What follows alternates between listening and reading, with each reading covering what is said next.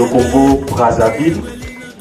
Mais les ethnologues racontent que le Congo représentait les différents territoires qui étaient dans les rives gauche et droite du fleuve Congo et s'étendait donc au Gabon, une partie du Cameroun, le sud Cameroun et l'est Cameroun, ainsi que les deux grands Congos. Nous sommes partis du Congo au lieu dit Koundou, c'est au Congo-Brazzaville. Cela m'a été enseigné par mon grand-père Bandamé, mon grand-père maternel. J'ai regardé la carte du Congo, ce lieu existe effectivement. Et c'est certainement pourquoi, dans certains cantons, et notamment le canton Bakaka, on célèbre encore le Koundou tous les 10 jours en commémoration de ce passé ancestral. L'histoire raconte que nous sommes arrivés au Cameroun, à cet endroit, mais deux versions opposent cette destination, cette arrivée. Certains estiment que nous sommes passés par l'est du Cameroun, notamment au bord du fleuve Sanga, où nous avons laissé quelques-uns de nos frères qui s'appellent les Kako et les Mbou, ainsi que les Mbangando, qui ont un parler très proche des langues Sawa, en général, de Crébi à Manfé. Une autre version raconte que nous sommes plutôt passés par le Gabon et que nous avons transité par la Guinée équatoriale, plusieurs îles, et nous sommes arrivés au lieu dit aujourd'hui Limbé. Cette histoire est confortée par une publication récente du peuple Bafaka, Boulou, du sud-ouest, dans la région d'Indian, qui établit effectivement que tous les peuples, aujourd'hui appelés Sawa, sont passés par le Gabon et y ont laissé leurs frères qu'on appelle les Bakota. Et qui sont arrivés à Limbé, certainement, ils ont été émerveillés par le mont Cameroun et suivant la chaîne des montagnes, ce peuple de l'eau, initialement, s'est retrouvé dans la ligne montagneuse du Manengouba, du Lonako et du Mont Coupé. Ils étaient dirigés par deux grands ancêtres, que sont Ngor et Songo, qui eux-mêmes descendent de Sé Toukourou, lui-même descendant de Toukourou Moulongo, qui lui-même était le fils de Mbongo. D'après la version des gens du sud-ouest, il s'agit de Mbongwe ou de Mbongue. Et d'après une version d'Mbedi, nos cousins les Douala et autres, il s'agissait plutôt de Mbongo. Quelle que soit la façon de prononcer, il est constant que nous descendons tous de cet ancêtre éponyme, Mbongo, les Mbedi, les Mukuri, c'est-à-dire les Bakweri, les Ekumba, d'après certains, c'est-à-dire les gens de Bafor, de Ballon, etc.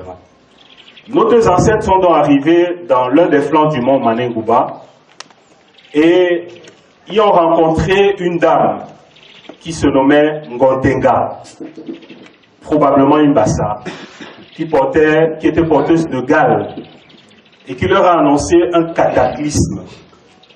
Quand nous analysons aujourd'hui, il se pourrait qu'il s'agissait d'un volcan qui devait arriver. Et nos ancêtres ont dû replier dans l'espace que nous occupons aujourd'hui. C'est ainsi que l'ancêtre Ngor, qui a épousé la nommée Soumédian, a eu 12 enfants qu'on va évoquer tout à l'heure, et son frère Songo a eu 5 qu'on va également évoquer tout à l'heure. La question fondamentale qui se pose à présent n'est pas de savoir d'où on vient, parce que nous connaissons d'où on vient. Il se pose aussi et surtout la question de savoir pourquoi nous sommes arrivés ici. Scientifiquement, c'est démontré qu'ils ont été impressionnés par la chaîne des montagnes.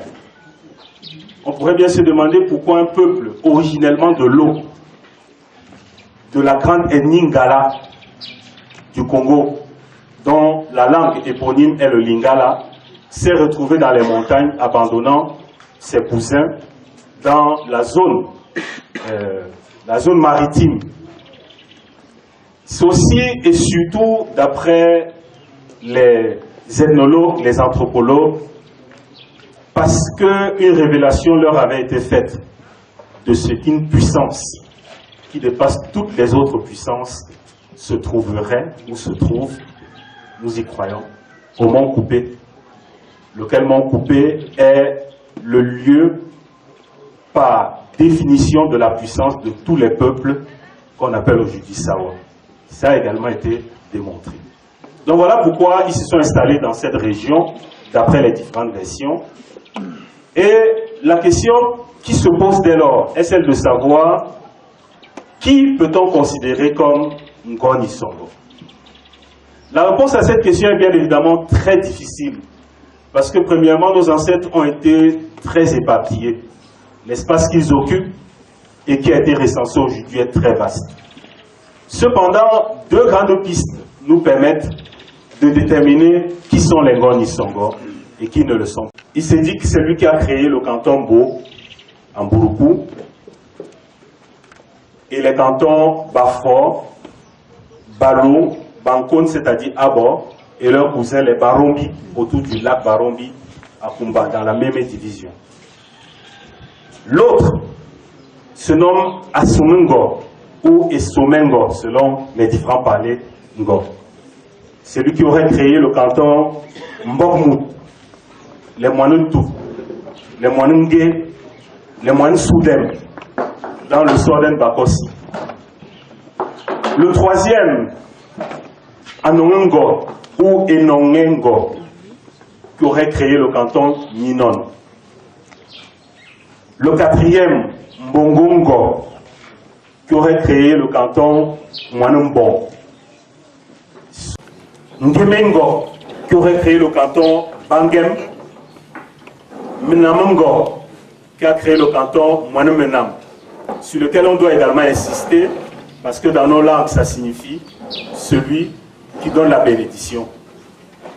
Je ne m'y connais pas trop, mais il paraît que tous nos cultes, notamment le Mouankoum, aurait sa base dans le canton Mouanoumenam. Nous avons également Ngelengo, Ngelngo, celui qui a créé le canton Elong et Mouangé. Nous avons Ngubengo, qui a créé le canton Nia, et dont les ramifications sont Pola, Mouanumbi, Mouanumbat et Kambeng. Nous avons Mukundango, qui a créé le canton Mukunda ou le canton Bakundu, dans le groupement Oroko. C'est dans la même division et une partie dans le Ndian. Nous avons également Eyasngo, qui a créé le canton Mouaneyas. Il est situé au centre de Mandio. Mandio a deux cantons, Mouanoumenam et Mouaneyas. Nous avons enfin Ekango, qui a créé le canton Baneka, et dont le chef-lieu est Nkonsamba. Voilà pour les 12 enfants de Ngo. S'agissant des enfants de Songo, nous avons tout d'abord Yon Songo. Yon Songo qui aurait créé le canton Bariko, et dont le chef est ici devant nous. Nous avons également Mbara Songo. Mbara Songo. En français on dit Baré, mais en réalité c'est Mbara Songo, qui a créé le canton Baré Bakem. Nous avons ensuite Ebon Songo, ou Ebongé Songo, qui a créé le canton Babon, qui est situé à Loum. Nous avons ensuite Nka Songo, qui a créé le canton Bakaka. Et enfin, le dernier enfant de Songo est problématique. D'après les versions données par mes devanciers aînés et parents, ce dernier enfant serait Pongo Songo. Je dis que c'est très problématique parce que les Pongos ne se revendiquent pas Ngoni Songo. Les Pongos se revendiquent Mbedi. Ils se revendiquent Mbedi par leur langue, par leur culte, leurs coutumes, us et traditions, par leur emplacement également. Il nous semble que leur position est assez claire. Et nous sommes d'accord qu'ils ne seraient pas Ngoni Songo. Pour nous. La question se posant de savoir, s'agit-il des Pongo Songo? Les Pongo Songo peuplent l'arrondissement de Dizangue, où ils cohabitent avec les Malimba. Les Malimba et les Bakoko de Mouanko. Il se pourrait, peut-être par les migrations, qu'un enfant de Songo ait eu à s'éloigner de la masse. C'est possible. Scientifiquement, il n'est pas encore démontré le contraire ou encore la véracité. Mais si l'on s'en tient au parler, à la langue des Pongo Songo, elle se rapproche beaucoup plus du Malimba, du Douala, avec une acquaintance avec le Bakoko.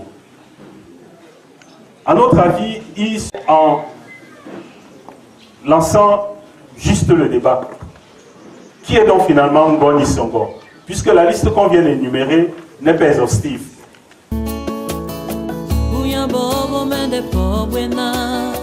Misi mami mende we ambangeya